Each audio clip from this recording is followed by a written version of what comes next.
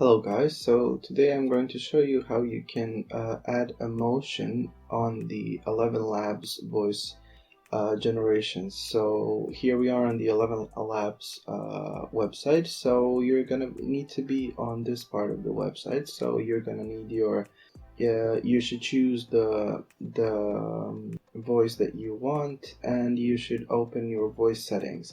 So my sentence here is "that is disgraceful."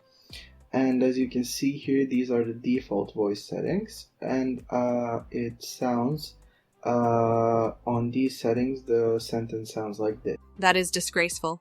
Now if we go on back here onto the voice settings and we go on to stability, and let's say we put stability on 24, and let's put the clarity on 73 for example, and let's just put style exaggeration on 20, and then we're gonna press generate. That is disgraceful.